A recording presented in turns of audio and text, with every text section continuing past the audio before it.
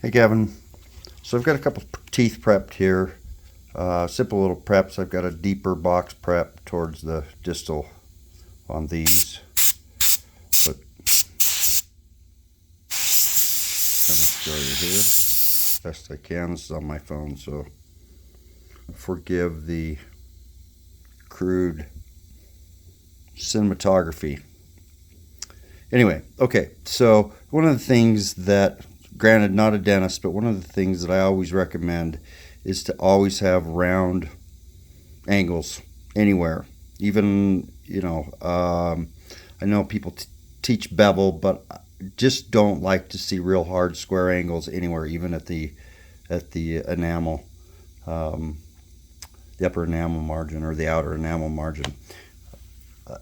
Round is always a better stress distributor than is a more acute angle.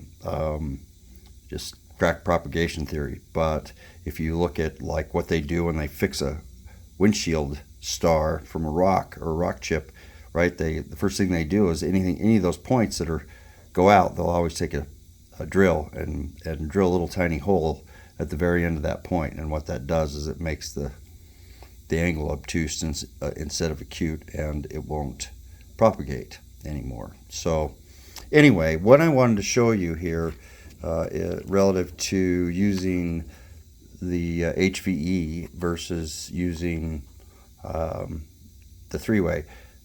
This is just the SensiGuard, and that's really all that needs to happen when they apply it. They don't need to overkill it. Rella, Dr. Christensen, showed a complete bacteria kill at 2 minutes. So at 60 seconds you do this, and then 60 seconds later you come back in and you do it again. You just recoat it, stir it a little bit, basically replenish the material, freshen the material, and leave it there. Now, your instructions say at this point to air thin it with your three-way. The problem is that that stuff will burn tissue. It leaves a mark. I've had it on my gingiva before, and it definitely did leave a mark. It hurt.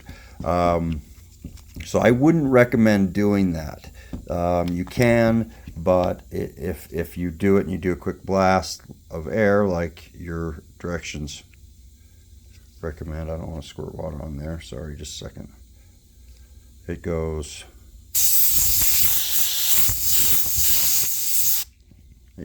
on the tissue. It's hard to see in the light in the camera here, but you can see it that it's sprayed on the stone. And most dentists are going to use more than I did. So again, that being a problem, the best solution is to just take your HVE. Now notice I use one that doesn't have the relief hole in it, and all you have to do is turn it on and place it over the prep for about 5 seconds, and you're going to get basically the same film thickness that you got before.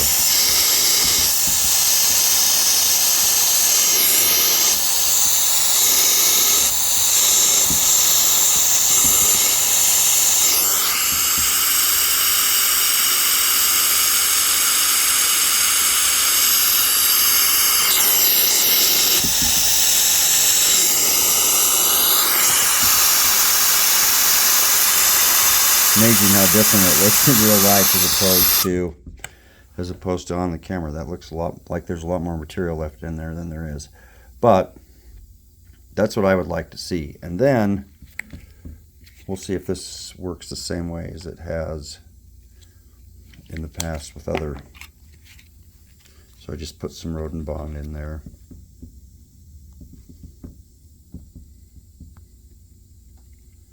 And see, I like to tell people with any adhesive really that's got any, especially if it's a volatile solvent, acetone or ethanol or to scrub it, right? Because think about if you get a stain in your carpet, you don't just put the soap on top and let it sit there. You get a brush and you scrub it down into those bristles, and if you look microscopically, that's basically, you know, I etch. I always etch, especially if I'm going to come through with, you know, the hemoglutaraldehyde. That's gonna include all the tubules. Your sensitivity comes from air movement. There's 10,000 tubules per square millimeter in dentin, and if you etch and then over dry, you do a couple things. Number one, you reduce the puddle height in each one of those openings. But what you also do is you take the toughest biomaterial there is in the body, collagen, and make it brittle. You dehydrate it, and you essentially make a mat. You know, as soon as you come back over it with your polar solvent, it breaks, and it just, you know, makes penetration very difficult. You trap air in there, and then you put a hard composite over the top of that, and you bite down on it, and you get basically, you know, a compressor action where, you know, each one of those funnels that's big at the opening where the bubble is and small right where it hits the nerve is pounding on the nerve, and you've got 10,000 of them per square millimeter. So again, that's the danger, and with these people that are pushing self-etching, you know, just put this on there, put these acidic primers on there, and it will dissolve all of your material, you know, all the garbage that's on there. I mean, I'm a woodworker. Like, see, I'm a woodworker. That's half a thumb there for proof. But I wouldn't dream of trying to glue two boards together without first cleaning them off. I mean, that's ridiculous. So the idea that you can somehow, even if you dissolve it, where does that material go? It doesn't just disappear. All you're doing is breaking it down into smaller components, but the garbage is still there. So I'm a big fan of cleaning it off first and then sealing it, which is really what you're doing with the Desensi guard, and you know, and then when we apply our adhesive on there, like I said, I like to stir it around to make sure that it penetrates down in through those, I call them carpet fibrils, but, you know, down into the fibers of the carpet, down to the mat, down to the base. And then what we are also doing when we're stirring it is, it's like, let's say you've made some spaghetti sauce and you've added a little too much water and you need to thicken it up. So you turn the heat up and you stir it. So because for that water to evaporate, right, it's got to make its way through the sauce to the open air so that it can evaporate. So when we stir it, we're helping that process along a little bit. So that's in my history. That's what's worked best. So I'll put a little on this side too, so we can air thin that.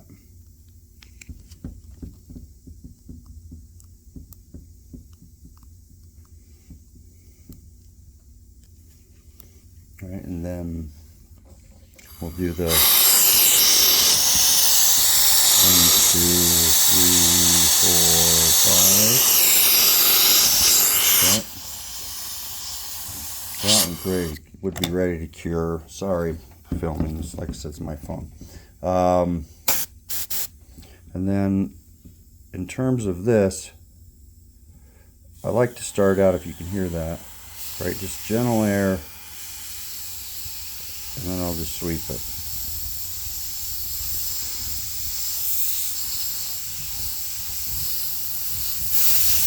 And as it starts to thicken,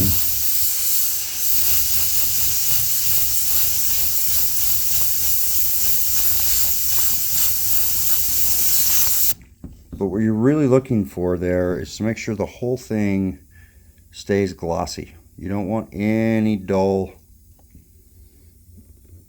areas at all. And if you look over here, you know, we definitely have that. Now, if I'm concerned about, which I would be, I'm going to clean as much of this off before I cure it as I can. It's just easier when it's not polymerized. But if you notice here on this side, I still didn't get a lot of flash. And that's really important that they clean off too, by the way, because the lattice that it forms on the tooth is actually easier for carcinogenic bacteria to form biofilm on than two structure or tartar for that matter. I mean, it's I can give you those studies too if you want to see them. But that's, light cure them, and then start your composite. And then I would polish it. I would just use a Profi cup with some Profi base and polish that. That any flash adhesive that's on the occlusal like that will come right off.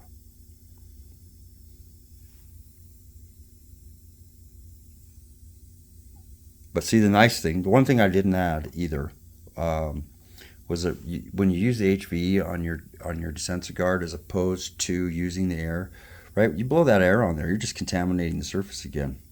You're blowing a nice stream of bacteria right on the sandwich, right in the middle of your roast beef and your cheese. We don't like that. You like to have that nice and clean.